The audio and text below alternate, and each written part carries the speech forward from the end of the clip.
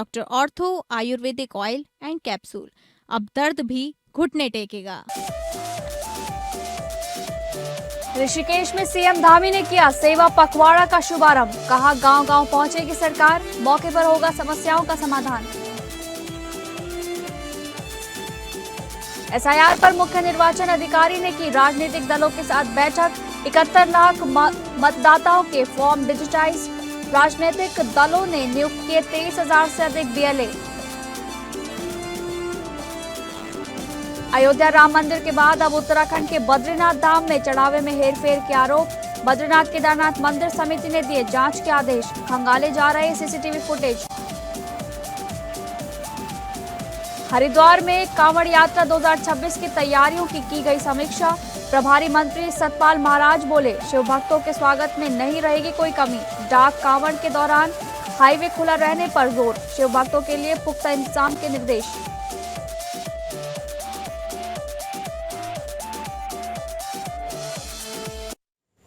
नमस्कार, आप सभी का बहुत बहुत स्वागत है उत्तराखंड न्यूज में। मैं हूं आपके साथ शालिनी राणा।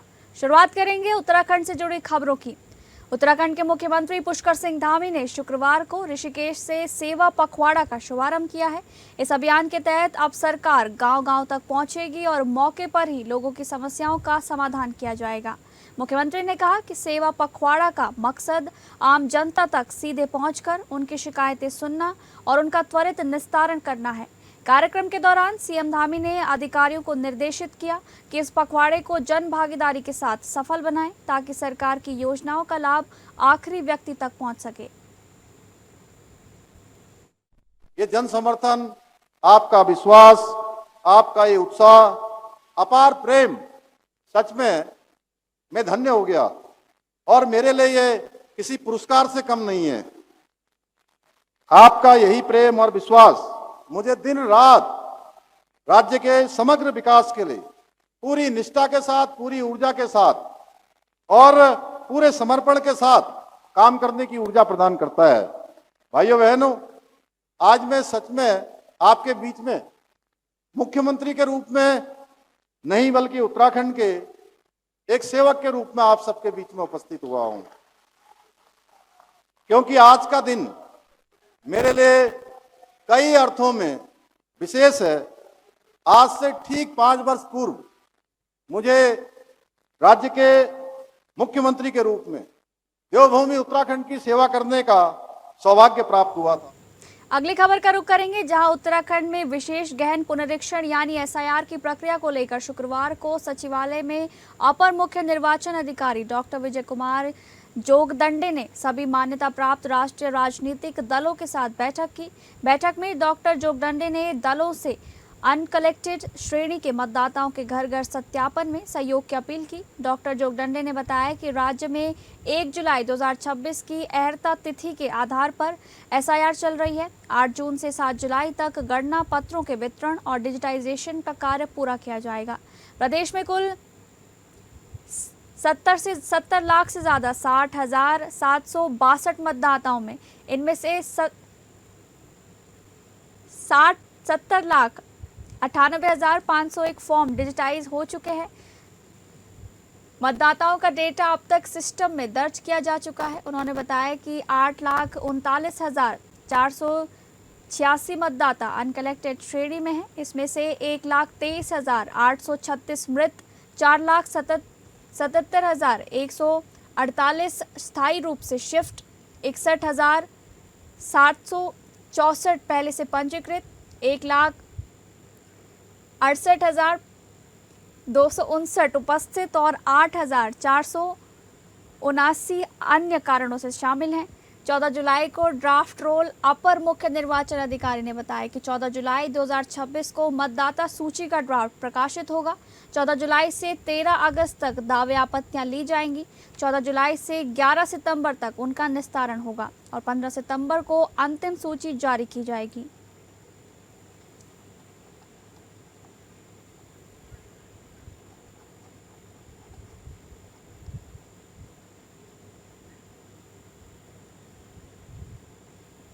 विश्व प्रसिद्ध बद्रीनाथ धाम में बद्री केदार मंदिर समिति यानी कि BKTC हेमंत द्विवेदी के अध्यक्ष निजी सचिव के सीसीटीवी फुटेज के मामले में भैरव सेना ने चोरी के गंभीर आरोप लगाए हैं। इस मामले में भैरव सेना के केंद्रीय अध्यक्ष संदीप खत्री ने मंदिर समिति के सीईओ को पत्र लिखकर जांच की मांग की है। भैरव सेवा के केंद्रीय अध्यक्ष संदीप खत्री ने बताया कि उन्होंने मंदिर समिति के सीईओ सोहन सिंह रागड़ सोहन सिंह को पत्र लिखकर 21 दिनों में जांच करने की मांग की है। यही नहीं, संदीप खत्री ने नैतिकता के आधार पर बद्री केदार मंदिर समिति के अध्यक्ष हेमंत द्विवेदी से इस्तीफा देने की भी मांग की है। साथ ही मुख्यमंत्री से इस पूरे मामले में जांच कराने की भी मांग की गई है। उन्होंने मंदिर समिति को अल्टीमेटम देते हुए कहा कि प्रकरण में संबंधित के खिलाफ जांच करते हुए मंदिर समिति के अध्यक्ष के निजी सचिव को तत्काल बर्खास्त किया जाए और अगर 21 दिनों में इस मामले की जांच नहीं होती है तो भैरव सेना सड़कों पर उतरकर आंदोलन करने के लिए मजबूर होगी। देखिए, जिस तरह से अभी देश भर में श्री राम मंदिर को लेकर विवाद चल रहा है, वही विवाद की जो है लपटें अब उत्तराखंड में भी आ चुकी हैं। श्री बद्रीनाथ धाम जी में कल जिस तरह का घटनाक्रम संज्ञान में आया है और उसके बाद जिस तरह से लगातार चर्चाओं का बाजार गर्म हुआ है और भैरव सेना के संज्ञान में भी आया है कि वहाँ पर जो है माननीय अध्यक्ष जी के निजी सचिव द्वारा वहाँ पर जो है सीसीटीवी फुटेज के आधार पर बताया गया है कि वहाँ पर कोई चोरी का आरोप उनके ऊपर लगा है और यही बताया जा रहा है कि वो काफ़ी समय से लोग उनकी निगरानी कर रहे थे। तो निगरानी तभी की जा रही होगी कि जब वो पहले से लिप्त रहे होंगे। अभी हमने जो है वहाँ के जो सीईओ है सोहन सिंह रांगड़ जी, उनसे हमने एक मांग की है कि इस पूरे प्रकरण की जो है निष्पक्ष जांच की जाए और जो आरोपित व्यक्ति है उसको तत्काल प्रभाव से उसको बर्खास्त किया जाए, उसको निलंबित किया जाए और प्रथम सबसे पहले उसमें जो है पुलिस की ओर से जो है उसमें प्राथमिकी दर्ज कर उस पर जांच के निर्देश दिए। अगली खबर, मुख्यमंत्री पुष्कर सिंह धामी के गृह जनपद चंपावत में कांग्रेस नेताओं के बयानों के बाद सियासी गर्मी बढ़ गई है। कांग्रेस की परिवर्तन संकल्प यात्रा के दौरान प्रदेश अध्यक्ष गणेश गोदियाल और विधायक हरीश धामी ने मुख्यमंत्री पर तीखे हमले किए। हरीश धामी के "मैं असली धामी हूं, मुख्यमंत्री नकली धामी हैं" वाले बयान पर भाजपा ने कड़ा विरोध जताया है। भाजपा कार्यकर्ताओं ने गोदियाल और हरीश धामी का पुतला फूंका। इस दौरान कार्यकर्ताओं ने मुख्यमंत्री के समर्थन में नारेबाजी की। भाजपा नेताओं ने कहा कि कांग्रेस मुख्यमंत्री धामी के नेतृत्व में चंपावत और प्रदेश में हो रहे विकास को पचा नहीं पा रही है। उन्होंने Sharda corridor, Golju corridor, science centre, MRI machine, Saryu lift पेयजल योजना और प्रदेश के पहले महिला स्पोर्ट्स कॉलेज जैसी परियोजनाओं का जिक्र करते हुए कहा कि इनसे सीमांत जनपद को नई पहचान मिल रही है। नेताओं ने आरोप लगाया कि अंदरूनी कलह से जूझ रही कांग्रेस धर्म जातिवाद की राजनीति कर रही है, जबकि भाजपा विकास और जन कल्याण पर काम कर रही है। उन्होंने कहा कि जनता आगामी चुनाव में कांग्रेस के बयानों का जवाब देगी। पुतला दहन में भाजपा पदाधिकारी, महिला मोर्चा की कार्यकर्ता और बड़ी संख्या में पार्टी कार्यकर्ता शामिल रहे। ये कांग्रेस जो है सत्ता में आने के लिए छटपटा रही है, तो उसके पास कोई मुद्दे तो है नहीं, क्योंकि इस प्रदेश के हमारे यशस्वी मुख्यमंत्री जी की लोकप्रियता से बौखला गए हैं और कैसे भी सोचते हैं कि इन अनगिनत बयानों के द्वारा हम सत्ता में आ जाएंगे। जनता सब जानती है और इनके विकास कार्य जो इनको, क्योंकि जो भ्रष्टाचारी थे ये, तो वो दूसरे से भी यही कल्पना करते हैं कि ये भी भ्रष्टाचारी। कांग्रेस पार्टी जो आज पतन की ओर अग्रसर है, उसके पास कोई मुद्दे तो बचे नहीं। वो न जनता के हितों के मुद्दे में बोल लिए, न उनके पास कोई ऐसा भारतीय जनता पार्टी का लूज पॉइंट है। छोटी मानसिकता का प्रतीक है, छोटा बड़ा, कि आज की जो है हमारी भारतीय जनता पार्टी की जो सरकार है वह जन जन तक पहुंचने का कार्य करती है और अंतिम छोर तक पहुंचे व्यक्ति के लिए प्रयास करती है। के विकास कार्यों से बौखला कर, क्योंकि कांग्रेस पार्टी के पास विकास के या ऐसे पूर्व में भी कोई मुद्दे रहे नहीं है। कांग्रेस के वरिष्ठ नेता एवं पूर्व विधायक करण माहरा ने प्रेस वार्ता आयोजित कर राज्य सरकार पर गंभीर आरोप लगाते हुए कहा है कि उत्तराखंड में कानून व्यवस्था, स्वास्थ्य सेवाओं और जनहित के मुद्दों की लगातार उपेक्षा की जा रही है। पूर्व विधायक करण माहरा ने कहा कि राम लला हम आएंगे, मंदिर वहीं बनाएंगे का नारा देकर भारतीय जनता पार्टी ने देश की सत्ता पर कब्जा किया। अब एप्स्टीन फाइल्स जैसे जघन्य अपराधों में शामिल हैं, जहां बाकी देशों में अपराधों पर कार्रवाई हो गई, भारत में स्थिति जस की तस बनी हुई है। पेपर लीक के बाद बच्चों ने आत्महत्या कर ली, बच्चों के बलात्कार हो रहे हैं, किसानों को प्रताड़ित किया जा रहा है और राम मंदिर के चढ़ावे की चोरी हो रही है। इसमें बड़े नाम शामिल हैं, ऐसा करण माहरा ने कहा। उन्होंने आगे कहा कि अब लगता है कि जो विश्व हिंदू परिषद के अध्यक्ष की हत्या हुई है वो भी इसीलिए क्योंकि वे ईमानदार लोग थे। लेके मंदिर और मस्जिद का नैरेटिव लेके राजनीति कर रही है। कभी मदरसे खत्म कर रहे हो, उधर मदरसे खत्म, इधर राम के मंदिर में चोरी। इनका ना राम ना इनका रहीम, इनका केवल सत्ता और पैसा इनका कारोबार है। आज आपने बात बड़ी बढ़िया छेड़ी केतन की। टिहरी के प्रतापनगर का रहने वाला केतन, ऐसी जाति का एक छोटा सा नौजवान 18 साल का, किस बेदर्दी से दबंगों ने मारा। एक बांस के लठ में कांटे वाले तार का गदा बनाकर उसको गोद दिया, उसके पैरों में हाथों में कीलें ठोक दी और उसकी मृत्यु हो गई। उसके अलावा संतरेसा हरिद्वार में 14 साल की बच्ची का बलात्कार करके हत्या कर दी। मुख्य आरोपी बीजेपी के ओबीसी सेल का सदस्य है।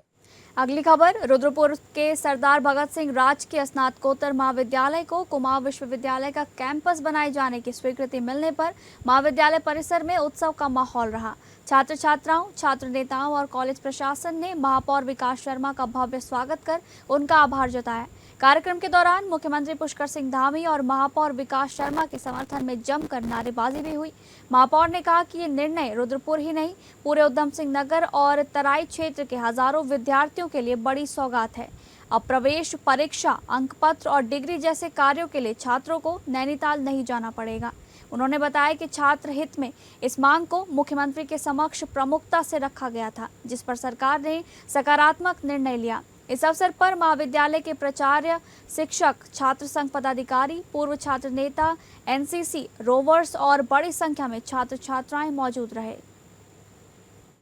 हम बड़े भाई महापौर विकास शर्मा जी का और माननीय मुख्यमंत्री जी का हम आभार व्यक्त करते हैं, क्योंकि काफ़ी लंबे समय से कैंपस की यहाँ पे हमारे धरना भी चला।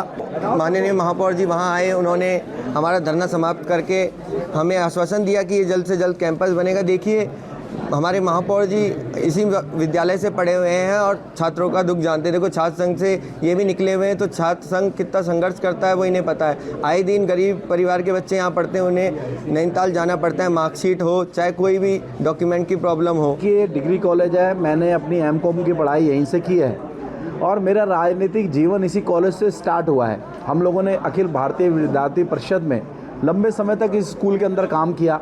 हमने यहाँ ABVP की टीम खड़ी की लंबे समय तक और हमेशा हम लोगों का एक ही ध्येय रहा है कि इस कॉलेज को, शिक्षा क्षेत्र को मंदिर के रूप में समझना और यहाँ छात्र छात्राओं की जो समस्याएं हैं उनका समाधान करना। खबरों के सिलसिले में आगे बढ़ेंगे।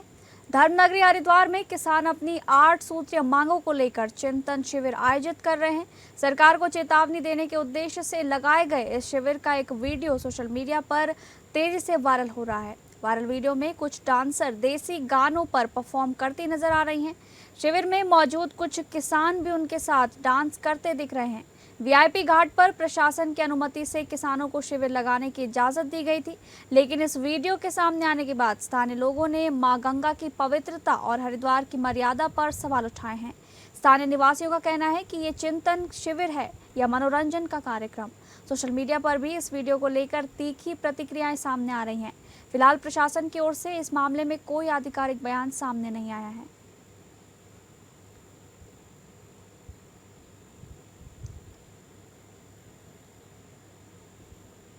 अगली खबर का रुख करेंगे, जहां चंपावत में भारतीय जनता पार्टी महिला मोर्चा ने संगठन को बूथ स्तर तक मजबूत करने की दिशा में बड़ा कदम उठाया है।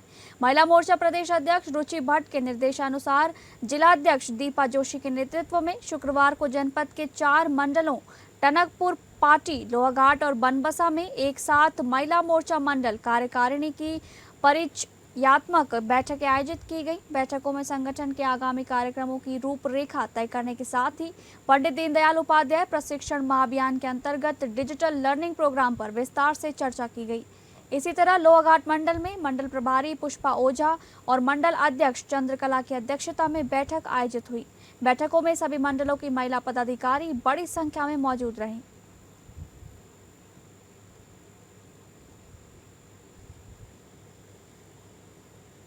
अगली खबर, उत्तराखंड की ग्रामीण महिलाओं को आत्मनिर्भर बनाने की दिशा में हरिद्वार से एक ऐतिहासिक पहल की शुरुआत हुई है।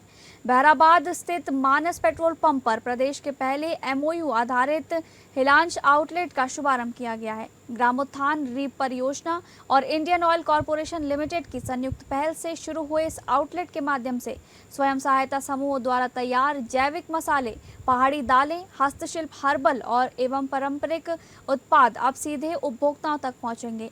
कार्यक्रम का उद्घाटन परियोजना निदेशक झरना कामठान IAS ने किया। अधिकारियों ने बताया कि भविष्य में उत्तराखंड के 400 से अधिक IOCL पेट्रोल पंप पर ऐसी आउटलेट स्थापित करने की योजना है, जिससे हजारों महिलाओं को स्थायी बाजार और बेहतर आय का अवसर मिलेगा।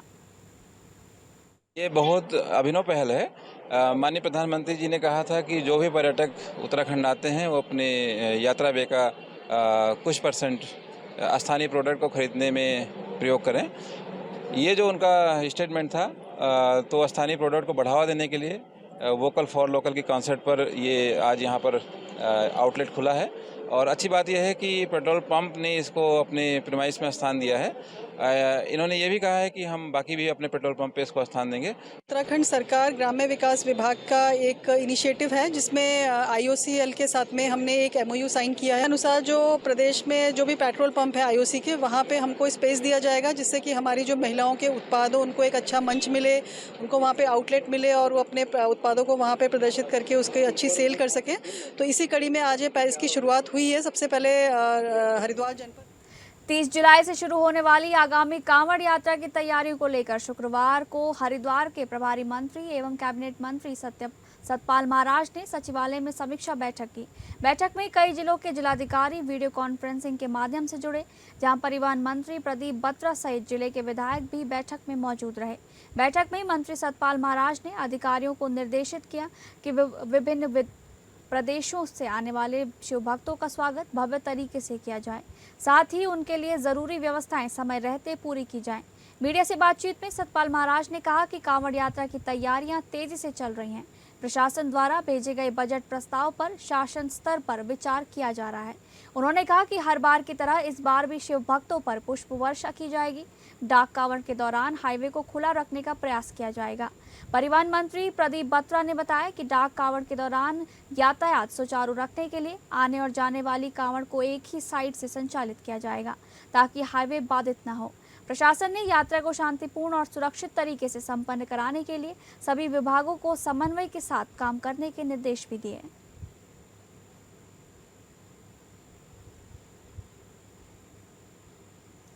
हरिद्वार के VIP घाट पर भारतीय किसान यूनियन क्रांति अराजनैतिक ने किसान महाकुंभ का आयोजन किया। इस दौरान किसानों ने सरकार के खिलाफ अपनी आवाज बुलंद की और 8 सूत्रीय मांग पत्र सौंपे।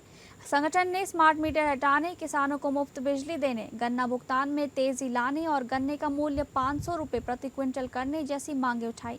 साथ ही चेतावनी दी कि अगर जल्द समाधान नहीं हुआ तो बड़ा आंदोलन किया जाएगा। फिलहाल प्रशासन ने मांग पत्र मिलने की पुष्टि की है और कहा है कि मांगों पर विचार किया जाएगा।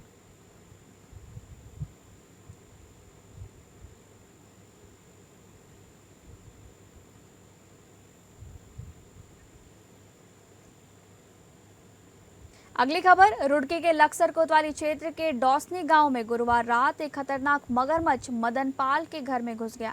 सुबह घर में हलचल होने पर परिवार जगा और मगरमच्छ को देखकर दहशत में आ गया। परिवार के लोग तुरंत घर की छत पर चढ़कर सुरक्षित स्थान पर चले गए। सूचना पर पहुंची वन विभाग की टीम के सदस्य गुरजंट सिंह और भोपाल सिंह ने कड़ी मशक्कत के बाद मगरमच्छ को पकड़कर जाल में बंद किया और उसे दूर गंगा नदी में छोड़ दिया गया। मगरमच्छ के पकड़े जाने के बाद ग्रामीणों ने राहत की सांस ली है।